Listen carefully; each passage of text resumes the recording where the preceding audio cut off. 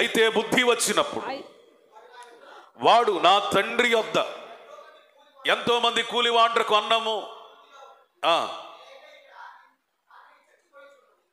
మళ్ళీ దీనికి కరెక్షన్గా అదే అధ్యాయం 32వ వచనం చదవండి. మనము సంతోషపడి ఆనందించుట యుక్తమే, నీ తమ్ముడు చనిపోయి తిరిగి బ్రతికెను, తప్పిపోయి దొరకెను. చాలండి. 4 విషయాలు పరిశుద్ధాత్ముడు నాకు నేర్పించాడు. మనము దేవుని సంతోష పెట్టాలంటే మొట్టమొదటి ఏం తెలుసా? పరివర్తన రావాలి. ఏం రావాలి? చెప్పండి చెప్పండి చెప్పండి చెప్పండి. పరివర్తన రావాలి. పరివర్తన అంటే ఏంటి తెలుసా? మనలో ఒక మార్పు,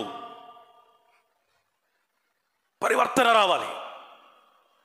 తప్పిపోయిన కుమారుడు జీవితాన్ని కనుక మనం పరిశీలిస్తే లోకసువార్త 15వ అధ్యాయం 32వ వచనంలో తండ్రి ఏమన్నాడు తెలుసా? మనము సంతోషించి ఆనందించుట యుక్తమే, ఎందుకంటే నీ తమ్ముడు చనిపోయి మరలా బ్రతికాడు. తండ్రికి ఎప్పుడు సంతోషం కలిగిందండి? తప్పిపోయిన కుమారుని బట్టి, తప్పిపోయిన తను తిరిగి రావడాన్ని బట్టి. ఎందుకు తిరిగి వచ్చాడయ్యా అంటే అక్కడ మీకు 17వ వచనంలో ఉంటుంది, బుద్ధి వచ్చినప్పుడు. అదే పరివర్తన. ఏమొచ్చినప్పుడు? డబ్బు వచ్చినప్పుడు. ఏమొచ్చినప్పుడు? ఆరోగ్యం వచ్చినప్పుడు, అందం వచ్చినప్పుడు, బంధువులు వచ్చినప్పుడు. బుద్ధి వచ్చినప్పుడు పరివర్తన వచ్చింది. ఈ ఉపమానం మీకు బాగా తెలుసు. ఒక ధనవంతుడు ఉన్నాడు, అతనికి 2 కుమారులు ఉన్నారు. రెండో కుమారుడు ఒక దినాన్ని వచ్చి, నానా నాకు రావలసిన వాటాను నాకు ఇచ్చేయి అని అడిగాడు. అప్పుడు పెద్ద కుమారుని చిన్న కుమారుని ఇద్దరిని పిలిచి ఎవరి ఆస్తి వారికి పంపకం చేసేసాడు. కొన్ని దినములు ఆగిపోయిన తర్వాత చిన్నవాడు అన్ని సర్దుకొని సిద్ధపడి మొత్తానికి ఆస్తులన్నీ అమ్ముకొని డబ్బు రూపంలోకి మార్చుకొని ఏం చేశాడు? పట్టణం బయలుదేరాడు, విదేశం బయలుదేరాడు. విదేశం బయలుదేరిన తర్వాత అతనికి లేనిపోయిన అలవాట్లు వచ్చినాయి. వ్యభిచారం వచ్చింది, తాగుడు వచ్చింది, చెడు స్నేహాలు వచ్చాయి, జోదం వచ్చింది, మత్తు పానీయాలకు అలవాటు పడిపోయాడు, వేశ్యాలోలుడైపోయాడు. ఇట్లా భయంకరమైన వ్యసనాలకి బానిస అయిపోయినప్పుడు దానినే దుర్వ్యాపారం, బ్యాడ్ కంపెనీ, బ్యాడ్ డీడ్స్, ఇవన్నిటిని బట్టి అతనికి ఏం కలిగిందంట? దుర్వ్యాపారాన్ని బట్టి ఆస్తంతా తరిగిపోయి రిక్తుడైపోయాడు. అయితే ఏదో ఒక విధంగా బ్రతకాలి కదా, అందుకని ఆ దేశంలో ఒక ధనవంతుని ఎత్తుకున్నాడు. అయ్యా నా పరిస్థితి ఇది, నాకు ఆకలేస్తుంది, తినడానికి తిండి లేదు, నీ దగ్గర ఏదైనా పని ఉంటే చెప్పరాదా అన్నాడు. ఆయన పోయి ఏ పని అప్పగించాడో? పందులు మేపే పని అప్పగించాడు. ఇక చాలా ఇష్టం ఉన్నా మొత్తానికి మేపడానికి వెళ్ళాడు. ఎంత ఆకలేస్తుందంటే ఇంటికి వెళ్ళి యజమానుడు పెట్టే భోజనం తినేదాకా కూడా ఆగలేక ఆ మేపుతున్న పందుల శాల దగ్గరే ఆ పందులు తినే పొట్టుని ఆశించి తినాలని అనుకున్నాడు. అక్కడ మరికొంతమంది పని వాళ్ళు ఉన్నారు, వాళ్ళు పొట్టు కూడా ఇవ్వలేదు, ఆ పొట్టు కూడా ఇవ్వలేదు. ఈయన దరిద్రానికి తగ్గట్టుగా ఆ దేశానికి ఏమొచ్చింది? కరువు వచ్చింది. ఒక విషయం చెప్పనా, యేసయ్యతో ఉన్నప్పుడు నీకు సర్వ సమృద్ధి ఉంటుంది. యేసయ్యతో గడుపుతున్నప్పుడు నీకు ఆశీర్వాదం ఉంటుంది. నీ తండ్రి అయిన దేవునితో నువ్వు సహవాసం చేస్తా ఉన్నప్పుడు నీ స్థాయి వేరు. చాలా మంది పిలుపును మర్చిపోయి ఆ తప్పిపోయిన కుమారులాగా తమ్మును తాము చూసుకొని అతిశయపడుతున్నారు. నాకు ఇల్లు ఉందని కొంతమందికి అతిశయం, పిల్లలకు ఉద్యోగాలు ఉన్నాయని మరికొంతమందికి అతిశయం, ఆస్తులు పెరిగిపోతున్నాయని కొంతమందికి అతిశయం, బంధు బలాన్ని బట్టి కొంతమందికి అతిశయం, వరాలు తలాంతులు బట్టి మరి కొంతమందికి అతిశయం. మొత్తానికి అతిశయం ఎక్కడి దాకా తీసుకెళ్తుందంటే తండ్రి నుండి వేరై, సహవాసానికి వేరై, సంఘంలో ఉన్న సంఘమునకు వేరై దూరపరిచే అనుభవంలోకి వెళ్తా ఉంది. ఎప్పుడైతే అతడు దేవుని సహవాసాన్ని కోల్పోయాడో, తండ్రి సహవాసాన్ని కోల్పోయాడో ఏమైపోయిందో తెలుసా? తనకున్నవి అన్నీ ఖాళీ అయిపోయినాయి. ఒకవేళ నీ ₹1,00,000 వచ్చిన తర్వాత దేవుణ్ణి వదిలిపెట్టావు అనుకో, నీ ఆశీర్వాదం అంతటితో ఆగిపోయి ఆ ₹1,00,000 కర్పూరం లాగా ఆవిరైపోయి చాలా కొద్ది దినాల్లోనే రోడ్డు మీద పడతావు. ఒకవేళ నీకు ఉండటానికి ఒక చిన్న ఇల్లు, చాలని జీతం, ఏదో కడుపు నింపుకోవటానికి ఆ రోజు రెక్కాడితే కానీ డొక్కాడిన పరిస్థితి. అయినా నువ్వు దేవునితో సహవాసం కలిగి ఉన్నావు. కానీ ఆయన రాకడ వచ్చేంత వరకు దేవుడు నిన్ను పస్తులుంచడు. స్తోత్రం చెప్పండి. Praise the Lord. ఆయన వచ్చేంత వరకు నీకు పోషిస్తూనే ఉంటాడు, అవసరాలు తీరుస్తూనే ఉంటాడు, హెచ్చిస్తూనే ఉంటాడు, ఘనపరుస్తూనే ఉంటాడు. అదేంటో తెలుసా? తండ్రితో నీకున్న సంబంధం ఆశీర్వాదాన్ని సరఫరా చేస్తుంది. తండ్రితో నీకున్న సహవాసం దీవెననిస్తుంది. తండ్రితో నీకున్నటువంటి ఆ యొక్క స్నేహం ఒక గుర్తింపునిస్తుంది. అది ఎవరికి తెలియదు? కొడుకు తెలియదు. తెలియక ఆస్తి వస్తే నేను బాగుపడతాను, గనుడిని అవుతాను, గొప్పవాడిని అవుతాను, గుర్తింపు వస్తుంది, నేను కూడా ఒక రాజ్యాన్ని నిర్మించుకోవచ్చు, కొంతమందిని నా వెంట తిప్పుకోవచ్చు అని అమాయకంగా ఆలోచించాడు. నిజమే, ఆయన అనుకున్నట్లుగా ప్రజలు చుట్టుముట్టారు, ఆస్తి అయిపోయేదాకా స్నేహం చేశారు, లేనిపోని అలవాట్లన్నీ అలవరిచారు, చివరికి ఏకాకిగా మిగిల్చేశారు. ఇలాంటి పరిస్థితుల్లో పందుల దగ్గరికి వెళ్ళిపోయి మూతి పెట్టాల్సినటువంటి పరిస్థితి వచ్చింది. గుర్తుపెట్టుకో, యేసయ్యను వదిలిపెట్టి నువ్వు చేసే ఏ ప్రయత్నమైనా వ్యర్థం. యేసు ప్రభుకు దూరమై నువ్వు చేసేది ఏదైనా శూన్యం. సంఘాన్ని, ఆయన సహవాసాన్ని విడిచిపెట్టి నువ్వు చేసే ఏ ప్రయత్నమైనా అది అర్ధరహితం. దేవుని విడిచిపెట్టి కష్టాలు పాలైపోయిన వాళ్ళు బైబుల్లో కోకొల్లలుగా ఉన్నారు. దేవునితో సహవాసం కలిగి ఘనులుగా దీవించబడి దేశాలను ఏలినోళ్ళు ఉన్నారు. స్తోత్రం చెప్పండి. Praise the Lord. నీకు ఏది ముఖ్యమయ్యా అంటే దేవునితో సహవాసం. ఇదంతా కోల్పోయిన తర్వాత ఎక్కడ దాకా వెళ్ళాల్సి వచ్చిందంటే, పంది అనేది అపవిత్రతకు గుర్తు. పంది అనేది ఒక మార్పు లేని జీవి. కడగబడి కూడా తిరిగి మళ్ళీ బురద వైపు చూసే మార్పు లేని బ్రతుకు. ఆ పందిని చూసినప్పుడు ఒకవేళ తప్పిపోయిన కుమారుడు కూడా అలాగే అనిపించుంటుంది. జస్ట్ మన ఊహ. ఈ పంది ఎట్లా మురికిలో ఉందో, నా తండ్రిని విడిచిపెట్టడాన్ని బట్టి నేను కూడా ఇక్కడ ఉన్నాను. ఈ తండ్రిని, ఈ యొక్క పందిని ఎంత శుభ్రం చేసినా ఇది శుభ్రం కాదో, ఇప్పుడు నన్ను ఎంతమంది పైకెత్తినా నేను బాగుపడను. ఈ ఆలోచనలు ఎక్కడ దాకా తీసుకెళ్ళి? తండ్రి దాకా తీసుకెళ్ళి అప్పుడు ఆలోచన చేయటం ప్రారంభించాడు. నా తండ్రి వద్ద అనేక మంది పనివారు ఉన్నారు, ఆ పని వారికి సమృద్ధిగా అన్నం దొరుకుతుంది, నాకేమో పందులు పొట్టు కూడా దొరకట్లేదు. నేను ఇట్లా ప్రార్థన చేసుకుంటాను, ఒప్పుకుంటాను ఆయన దగ్గర. ఏమని ఒప్పుకుంటానంటే, తండ్రి, పరలోకానికి నీకును విరోధంగా నేను పాపం చేశాను. నీ కుమారుడిగా ఉండటానికి అడగడానికి నేను రాలేదు. నాకు తెలిసిపోయింది. ఇన్ని నెలల నా కాలగమనంలో, నా ప్రయాణంలో, జీవితంలో నాకు అర్థమైన విషయం ఏంటంటే, నేను నీ కొడుకుగా ఉండడానికి అనర్హుడని అర్థమైపోయింది, తేలిపోయింది. అయితే కొడుకుగా ఉంటానని అడగడానికి రావట్లేదయ్యా, నీ పనోళ్ళల్లో ఒక పనోడుగా పెట్టుకో అని మనస్సులో ప్రార్థనని, పశ్చాత్తాపాన్ని సిద్ధం చేసుకుంటా ఉన్నాడు. స్తోత్రం చెప్పండి. హల్లెలూయా. బుద్ధి వచ్చిందట. ఏమొచ్చింది? బుద్ధి వచ్చింది. బుద్ధి వస్తేనే పరిస్థితులు మారుతాయి. గుర్తుపెట్టుకోండి. తప్పిపోయిన కుమారుని జీవితంలో బుద్ధి వచ్చును అనే మాటకు అర్థం ఏంటి? తను ఎవరో అర్థమైంది. బుద్ధి రావటం అంటే అర్థం ఏంటి? తను ఎవరో అర్థం అవ్వాలి. నిజంగా నీకు బుద్ధి వచ్చింది, పరివర్తన కలిగింది, మారు మనసు కలిగింది అనే దానికి అర్థం ఏంటి తెలుసా? నీవెవరో నీకు అర్థం కావాలి.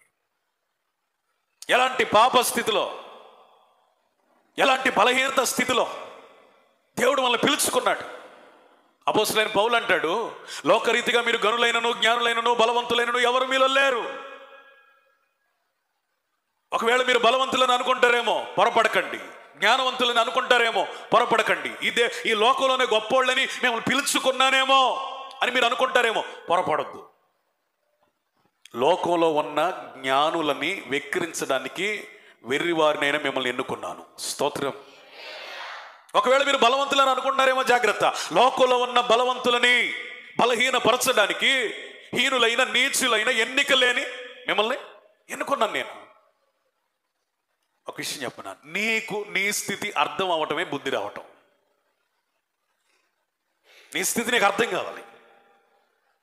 ఒకప్పుడు నువ్వు ఎవరివి? నీ స్థితి ఏంటి?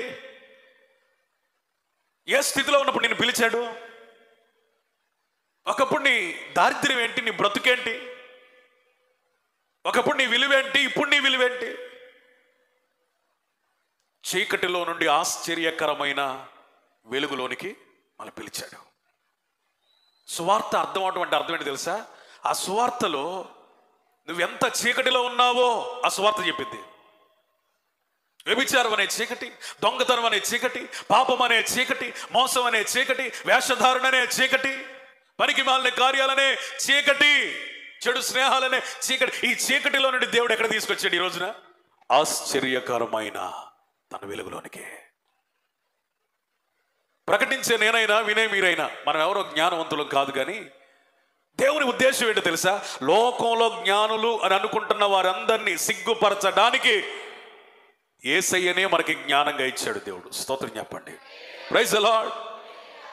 నిలబడి నేనైనా కూర్చున్న మీరైనా మనలో ఎవరు ఏ విషయంలో బలవంతులు కాదు. అన్ని విషయాల్లో శారీరకంగా, మానసికంగా, ఆర్థికంగా, సామాజికంగా, లోకరీతిగా అన్ని విషయంలో మనం బలహీనులమే. కానీ లోకంలో బలవంతులని అనుకుంటున్న వారు, భ్రమపడుతున్న వారిని బలహీనపరచడానికి మనకి బలవంతుడైన యేసయ్యను దేవుడు మనకి ఇచ్చాడు. స్తోత్రం చెప్పండి. Praise the lord. లోకరీతిన మనలో ఏ ఘనత లేదండి, ఏ యోగ్యత లేదండి, కానీ ఒకే ఒక యోగ్యుడు అయినటువంటి యేసు ప్రభుని మనకిచ్చి మన కొరకు కల్వరి శిలువలో బలి పశువుగా మార్చి ఆయన రక్తము ద్వారా ఆయన కుమారునిని బట్టి మనల్ని కూడా ఏం చేశాడు? దత్తపుత్రులుగా మార్చాడు. నీ పూర్వపు స్థితి నీకు అర్థం కావాలి. అందుకని ఇశ్రాయేలీయుల్ని హెచ్చరిస్తూ ఉంటాడు యెషయా గ్రంథంలో దేవుడు. ఏయ్ పురుగు వంటి యాకోబు. ఎవరు ఈ మాట అంటుంది? యాకోబును కాదు. యాకోబు నుండి ఉద్భవించిన ఇశ్రాయేలు ప్రజల్ని అందరిని కలిపి దేవుడు వాడుతున్న మాట ఏంటంటే, పురుగు వంటి. నువ్వు ఇప్పుడేదో గొప్పోడు అయ్యావు అనుకున్నావు, కాలు జాడిస్తున్నావు, హెచ్చించుకున్నావు, గనపరుచుకున్నావు, నువ్వేదో పెద్ద ఇదిలాగా ఫీల్ అయిపోతా ఉన్నావు. అసలు నీ బ్రతుకేంటి? నీ తండ్రి ఎవడంటాడు? ఒక పురుగు. పురుగుని నేనేం చేశాను? ఒక దేశంగా మార్చాను. ఇశ్రాయేల్ అప్పుడప్పుడు ఏమంటాడంటే, మీరు ఏ బండ నుండి చెక్కబడితురో అబ్రాహాముని జ్ఞాపకం చేసుకోండి. ఏం జ్ఞాపకం చేసుకోవాలి? నిజమే, మనం అబ్రాహాము నుండి చెక్కబడిన వాళ్ళమే. ఏంటి అబ్రాహాం? నిజ దేవుడు అంటే ఎవరో ఎరుగని ఒక అజ్ఞానాంధకారంలో భక్తి చేస్తున్న అబ్రాహాముని దర్శించి నేనే నిజమైన దేవుడని తనకు తానే ప్రేమతో ప్రత్యక్షపరుచుకొని ఈరోజు నిజమైన దేవుడు మనకు దొరికాడు. స్తోత్రం. నువ్వెక్కడి నుంచి వచ్చావో, నీ స్థితి ఏంటో, నువ్వెంత బలహీనురాలువో, నువ్వెంత ఘనహీనుడువో, అసలు ఎంత పిలుపుకి అనర్హుడవో అది నీకు అర్థం కావాలి. అది అర్థమైనప్పుడు నీకు బుద్ధి వచ్చినట్టు. కొంతమంది దీవించబడిన తర్వాత, రక్షించబడిన తర్వాత, ఆత్మీయతలు ఎదుగుతున్న తర్వాత వాళ్ళ పాపపు స్థితిని, పిలువబడిన పరిస్థితిని మర్చిపోతారు. అది అంత మంచిదేం కాదు. నీ పాపాన్ని జ్ఞాపకం చేసుకుని కుమిలిపోమనో, నేను పాపిని పాపిని పాపిని అని వాల్ పోస్టర్లు వేయాలని నేను చెప్పట్లా. నీవు దేవుని సన్నిధిలో మోకరించిన ప్రతిసారి కూడా, ప్రభు అంత పాపిని నన్ను ఇంత కనికరించేవే, నీ గొప్పతనాన్ని బట్టి, నీ మంచితనాన్ని బట్టి, నీ కృపా సమృద్ధిని బట్టి స్తోత్రమయ్యా అని చెప్పగలగాలి. స్తోత్రం. నీ పాపపు స్థితిని నువ్వు ఎందుకు జ్ఞాపకం చేసుకోవాలంటే, పాపాన్ని బట్టి కృంగిపోవడానికి బట్టి కాదు, కానీ ఆ పాపము నుండి నేను విమోచించిన యేసు రక్తాన్ని బట్టి, పరిశుద్ధాత్మ అభిషేకమును బట్టి, తండ్రికి నీ ఎడల కలిగి ఉన్న సంకల్పాన్ని బట్టి, క్రీస్తులో నీ ఉనికిని బట్టి నువ్వేం స్తుతించాలి. బుద్ధి రావటం అంటే ఏంటో తెలుసా? నువ్వు నేను అయోగ్యులమని మనం గుర్తెరగాలి. I'm unfit for all these blessings. ఏ ఆశీర్వాదానికి మనం వారసులం కాము, ఏ వాగ్దానానికి మనం హక్కుదారులము కాము. అయినను తండ్రి అయిన దేవుడు తన కుమారుడైన యేసు క్రీస్తు ద్వారా ప్రతి వాగ్దానమును ఆయన నామమును బట్టి ఆమేన్ అన్నట్లుగా చేశాడు. స్తోత్రం చెప్పండి. Praise the Lord. ఎవరండి మనం అంటే, వాగ్దానమును స్వతంత్రించుకున్నట్టుకు పిలవబడిన వారం. అసలు ఒకప్పుడు వాగ్దానాన్ని స్వతంత్రించుకోవడానికి మనకి యోగ్యత ఉందా? ఏమైనా పిలుపు ఉందా? అవన్నీ లేనప్పుడు దేవుడు పిలిచి వాగ్దానం చేశాడు. అబ్రహాముకి అసలు వాగ్దానం అంటే ఏంటో తెలియదు, నిజమైన దేవుడు అంటే ఏంటో తెలియదు, కానీ పిలిచేమంటున్నాడు, నిన్ను బట్టి సమస్త జాతులను నేనేం చేస్తాను. అడగనోడికి అన్నం పెడితే ఆకలితో ఉన్నవాడు ఎంత సంతోషపడతాడో, అబ్రహాం పని కూడా అదే అయింది. అడగకుండానే నిజదేవుడు ప్రత్యక్షమై నేనే దేవుణ్ణి, నిన్ను నా ప్రజగా మార్చుకుంటాను, నిన్ను ఆకాశ నక్షత్రాలాగా చేస్తాను, ఇసుక రేణువుల వలె మారుస్తాను, నిన్ను బట్టి సమస్త జాతులు నేను దీవిస్తాను. ఈ మాటలన్నీ అనర్హుడైన అబ్రహాముకి వాగ్దానములుగా దేవుడే ఫ్రీగా ఇచ్చాడు. స్తోత్రం చెప్పండి.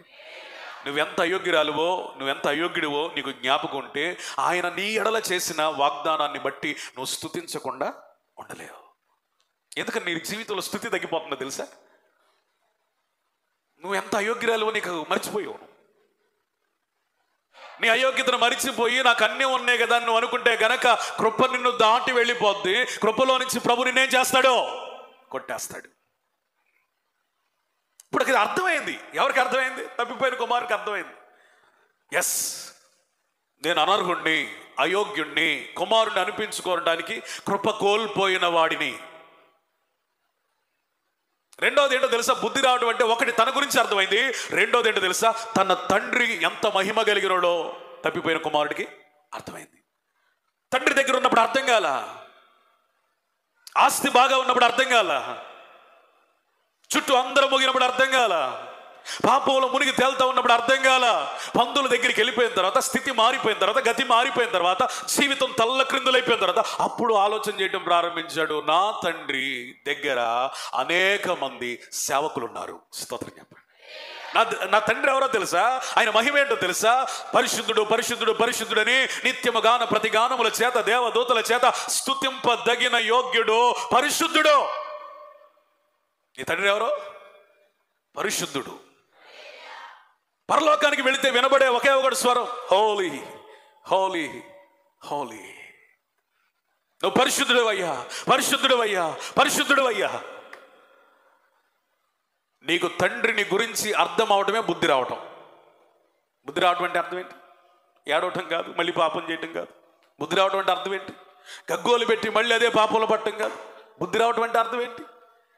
ఎక్కడేదో ఒక తీర్మానం తీసుకొని బయటికి వెళ్ళిపోయి మళ్ళీ యథావిధిగా నువ్వు బ్రతుకుతా ఉంటే బుద్ధి రావడం కాదు. బుద్ధి రావడం అంటే అర్థం ఏంటి తెలుసా? మొదటిగా నీవేంటో నీకు అర్థం కావాలి. అనగా నువ్వు అయోగ్యుడు అని, కృప కోల్పోయిన వాడివని, అనర్హుడు అని నీకు అర్థం కావాలి. రెండవదిగా తండ్రి ఎంత యోగ్యుడో, ఆయన ఎంత మహిమ కలిగిన వాడు, ఎంత సర్వ సమృద్ధి కలిగిన వాడు. ఆయన యొద్ద ఉన్న పని వారికి ఏ పూట కూడా కొదువ లేదు, ఆహారం తక్కువ కాలేదు. ఈరోజు నేను అంటాను, మనము దేవదూతల కంటే పైన వారం. మనం ఎవరమే? కుమారులము. ఎవరు చెప్పండి? We are all sons to the God. మనం కుమారులం. దేవదూతల్ని ఏ రోజు కూడా నా కుమారుడని పిలవలా దేవుడు. దేవదూతలు ఎప్పుడు కూడా నా కుమారుడా అని పిలవలా. దేవదూతలు ఎవరు? దేవునికి పనివారు, దాసులు, దేవుని యొద్ద కనిపెట్టేవారు, దేవుని యొద్ద నిలిచేవారు, వార్తను ప్రకటించే పనివారు, మెసెంజర్స్, సందేశకులు. కానీ మనం ఎవరో తెలుసా? యేసు క్రీస్తుని బట్టి, ఆయన మనకు అనుగ్రహించిన ఆత్మను బట్టి, దేవుని ఆత్మ చేత మనం నడిపించడాన్ని బట్టి మనం అందరం ఏమయ్యాం? కుమారులమయ్యాం. స్తోత్రం చెప్పండి. Praise the Lord. నీ దేవుడు ఎవరో తెలుసా? అనర్హుడైన నిన్ను కుమారుడిగా మార్చినవాడు. నీ దేవుడు ఎవరో తెలుసా? నీకేమాత్రం కూడా లోటు లేకుండా సర్వ సమృద్ధిని అనుగ్రహించగలిగిన వాడు. నీ దేవుడు ఎవరో తెలుసా? నిన్ను కుమారుడా అని పిలిచి ఉన్నతమైన స్థితిని ఇచ్చినవాడు. ఇది ఎప్పుడైతే అతనికి అర్థమైందో కదలటం ప్రారంభించాడు. దేవుని సన్నిధిలో నేను ఆలోచిస్తూ ఉన్నాను, దేవుడు ఎంత గొప్ప దేవుడు, ఎంత మంచి దేవుడు, ఎంత కనికర సంపన్నుడు, ఎంత మృదు స్వభావి, ఎంత మెత్తని గుండె కలిగినాడంటే, నువ్వు మారాలి అనుకున్న క్షణం నుంచే నిన్ను వెన్ను తట్టి సహాయం చేసి నిన్ను మార్చుటకు, రూపాంతరపరుచుటకు నీ వెంటుండి నడిపిస్తాడు ఆయన. నువ్వు మారాలనుకుంటే చాలు, నీ హృదయంలో ఒక తలంపు కలిగితే చాలు, ఈ బ్రతుకొద్దయ్యా, అయ్యా ఈ జీవితం వద్దయ్యా, నేను మారాలి నాయన, నా బ్రతుకు మారాలయ్యా, నా జీవితం మారాలి నాయన, ఇకనైనా నేను మంచిగా బ్రతుకుతానయ్యా, ఇకనైనా నేను బుద్ధి తెచ్చుకుంటానయ్యా, ఎకనైనా అని గనక నువ్వు గనక అనుకున్న క్షణమునే పరిశుద్ధాత్మ ఏం చేస్తాడు? నిన్ను మార్చడానికి సహాయకారిగా ఆయన దిగి వస్తాడు. అమ్మిన వాళ్ళు స్తోత్రం చెప్పండి. Praise the Lord. హల్లెలూయా. అతనికి ఎప్పుడైతే మారాలని అనుందో ఆ పరిస్థితులన్నీ వదిలిపెట్టేసి వచ్చాడు. ఆ పరిస్థితులన్నీ వదిలిపెట్టేసి మనసులో అదే ప్రార్థన, తండ్రి నీకును పరలోకానికి విరోధంగా పాపం చేశానయ్యా, తండ్రి నీకును పరలోకానికి విరోధంగా పాపం చేశానయ్యా అని ఒక రకమైన తలంపులతో నడుస్తున్నాడు. తండ్రి దగ్గరికి వెళ్తాను, నేను ఈ మాట చెబుతాను. ఆయన ఎక్స్పెక్టేషన్స్ ఏంటో తెలుసా? కొడుకుగా చేర్చుకోడు కానీ కనీసం పనివాడిగా అయినా నేను ఉంటాను. ఏ తలంపులు అతను నడిపిస్తా ఉన్నాయి. ఈ సంవత్సరం నీకు ఈ తప్పిపోయిన కుమారునికి కలిగిన బుద్ధి వచ్చును గాక. అట్లా నడుచుకుంటూ వెళ్తా ఉన్నాడు. వెళ్తా ఉంటే అల్లంత దూరాన తండ్రి చూశాడు. కొడుకు అనుకున్నాడు నన్ను చూశాడు కానీ వస్తాడు రాడని. బలం లేదు ఒంట్లో, తిండి లేదు కదా, బలం లేదు, నిదానంగా నడుచుకున్నాడు. రెండోది, ఆయన దగ్గర ధైర్యంగా వెళ్ళే మనస్సు లేదు, బలం లేదు, మనస్సు లేదు. ఇలాంటి పరిస్థితిలో చిన్నగా అడుగుల మీద అడుగులు వేసుకుంటూ వెళితే అల్లంత దూరాన చూసిన తండ్రి పరిగెత్తుకుంటూ వచ్చి కుమారుని హత్తుకొని మెడ మీద పడి ముద్దు పెట్టుకున్నాడు. చప్పట్లు కొట్టి దేవునికి స్తోత్రం. మంచిగా చెప్పు హల్లెలూయా. యేసుకి స్తోత్రం చెప్పండి హల్లెలూయా. ఆ తప్పిపోయిన కుమారుడను నేనే, ఆ తప్పిపోయిన కుమారుడు నీవే.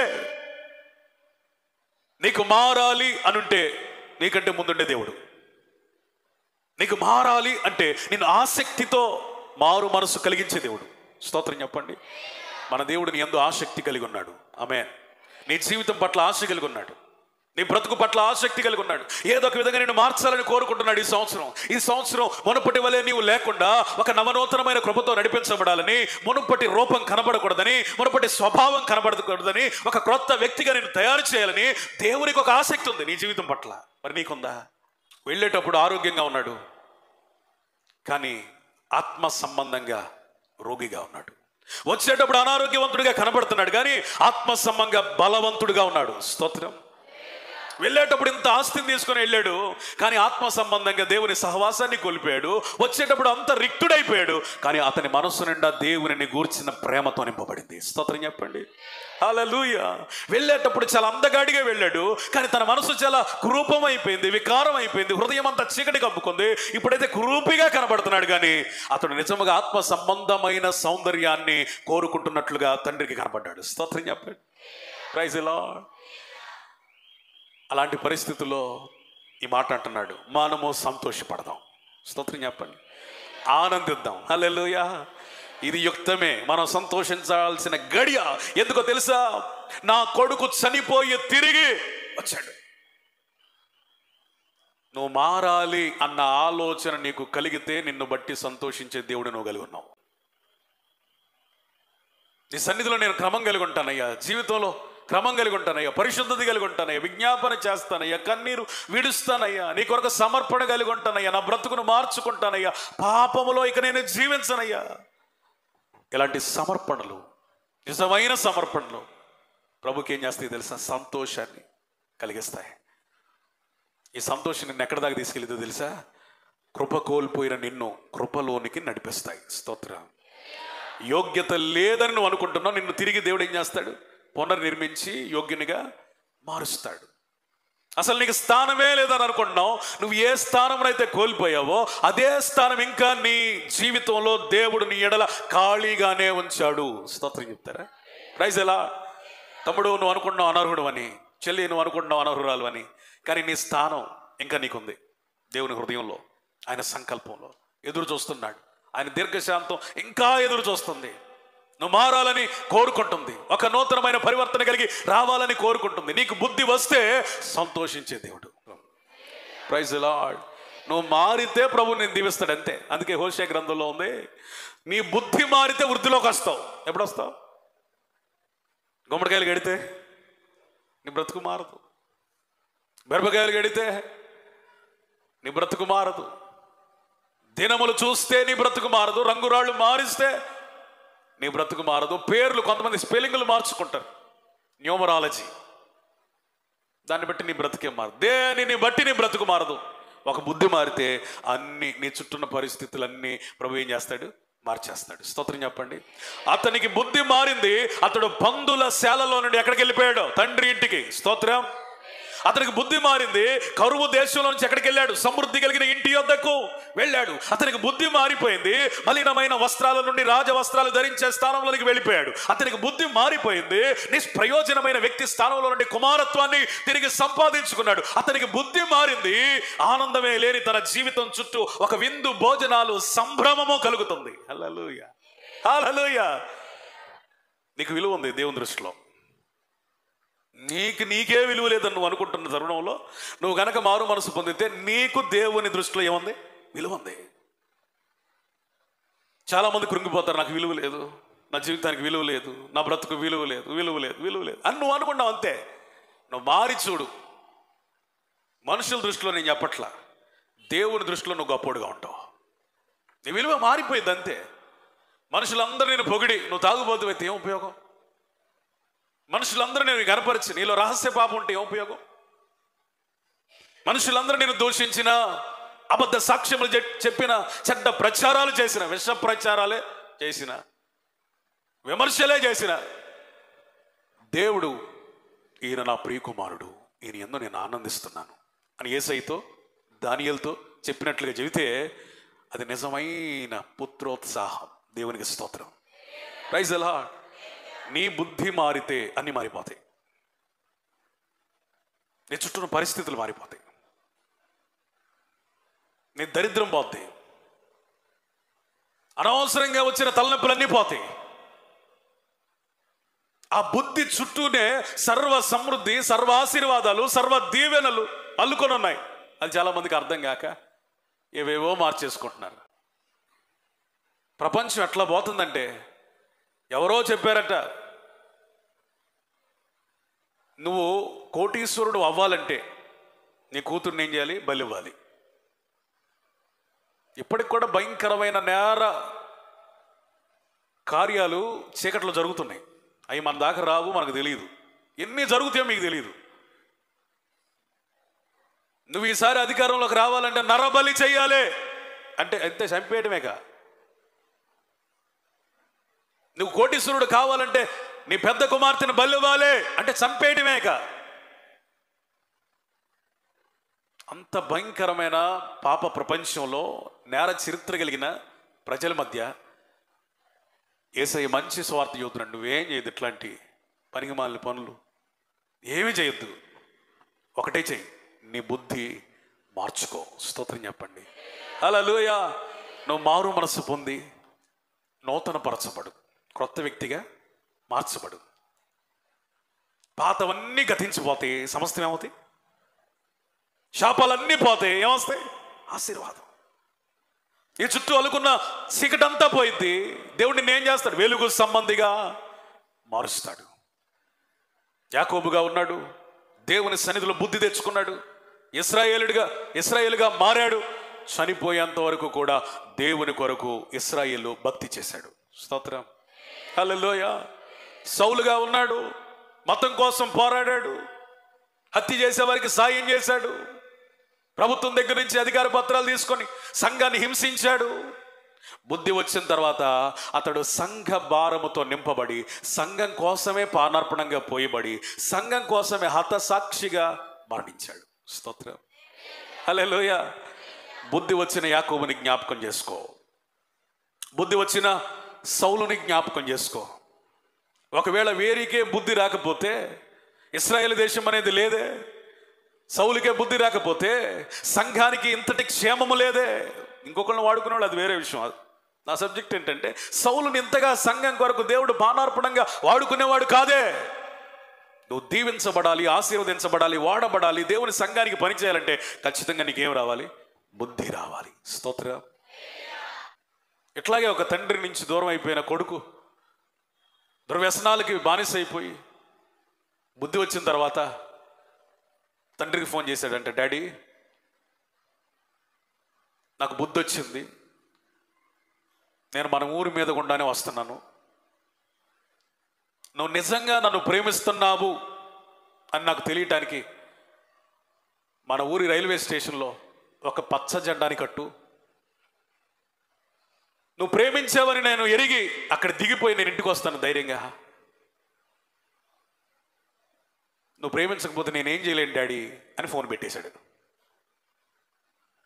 కన్నీటితో హృదయ భారంతో అతను ట్రైన్ ఎక్కాడు. ఎప్పుడు మా ఊరు వచ్చిద్దా, ఎప్పుడు మా ఊరు వచ్చిద్దా, జెండా ఏమైనా కనపడిద్దానని ఎక్కిన దగ్గర నుంచి ఆలోచన చేస్తూ ఉన్నాడు. నెక్స్ట్ స్టేషన్ ఆ ఊరే. సీట్లోంచి లేచాడు, డోర్ దగ్గరికి వచ్చాడు. దగ్గర పడుతుంది, దగ్గర పడుతుంది, దగ్గర పడుతుంది, ఊరు దగ్గర పడుతుంది. ఒక జెండా అన్న కనపడుతుందా, ఆ జెండా కనపడిద్దని మొత్తం వెతుకుతున్నాడు. ఊరు రానే వచ్చింది. ఒక్క జెండా కాదు, ఆ స్టేషన్ నిండా కూడా పచ్చ జెండాలన్నీ నింపబడ్డాయి. చప్పట్లు కూడా దేవునికి స్తోత్రంగా. హల్లెలూయా. నా తండ్రిని ఒక్క పచ్చ జెండా గుర్తుగా నేను అడిగాను. ఇన్ని పచ్చ జెండాలతో ఎక్కడ చూసినా పచ్చగా కనపడతా ఉంది. నా తండ్రి నన్ను ఇంతగా ప్రేమిస్తున్నాడని వెంటనే దిగిపోయి తండ్రి ఇంటికి వెళ్ళిపోయాడు. స్తోత్రం చెబుతారా?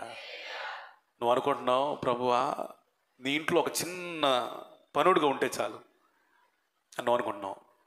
దేవుడు అంటున్నాడు, నిన్ను సేవకునిగా నేను పిలవట్లేదు, పనివానిగా నిన్ను పిలవట్లేదు, దాసునిగా నిన్ను పిలవట్లేదు, నిన్ను నా కుమారుడా అని పిలుచుచున్నాను. స్తోత్రం చెప్పండి.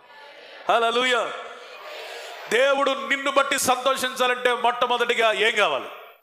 పరివర్తన రావాలి.